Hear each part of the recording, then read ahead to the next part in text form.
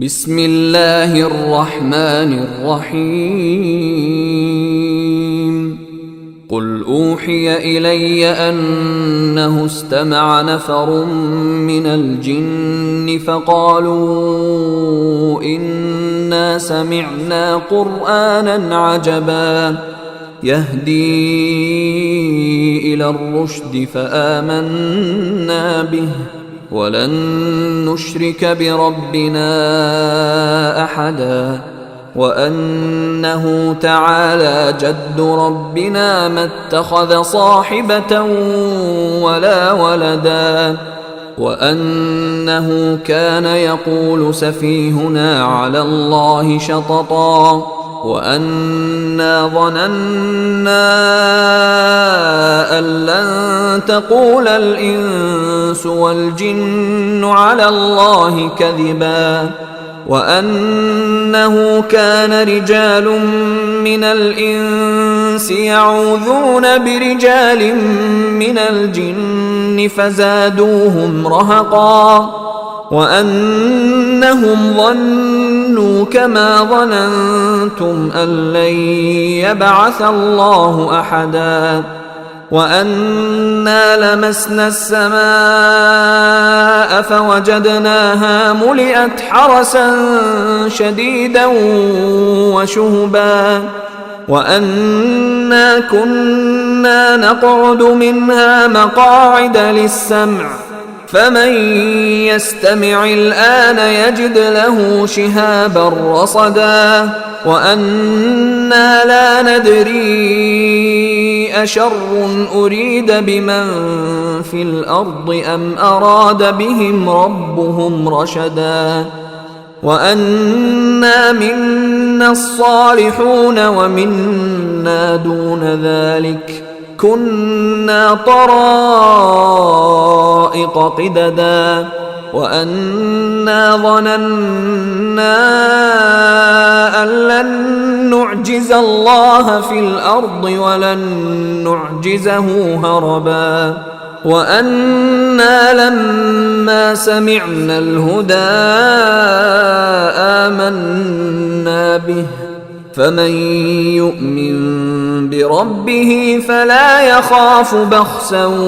ولا رهقا وأنا منا المسلمون ومنا القاسطون فمن أسلم فأولئك تحروا رشدا وأما القاسطون فكانوا لجهنم حطبا وأن لو استقاموا على الطريقة لأسقيناهم ماء غدقا لنفتنهم فيه ومن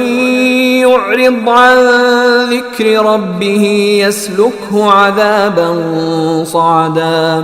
وأن المساجد لله فلا تدعوا مع الله أحدا وأنه لما قام عبد الله يدعوه كادوا يكونون عليه لبدا قل إنما أدعو ربي ولا أشرك به أحدا قل إني لا أملك لكم ضرا ولا رشدا قل إني لن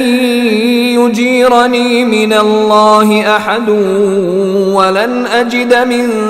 دونه ملتحدا إلا بلاغا من الله ورسالاته ومن يعص الله ورسوله فإن له نار جهنم خالدين فيها أبدا حتى إذا رأوا ما يوعدون فسيعلمون من أضعف ناصرا وأقل عددا قل إن أدري أقريب ما توعدون أم يجعل له ربي أمدا عالم الغيب فلا يظهر على غيبه أحدا إلا من ارتضى من رسول فإنه يسلك من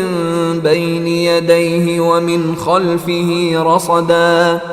ليعلم أن قد أبلغوا رسالات ربهم وأحاط بما لديهم وأحصى كل شيء عددا.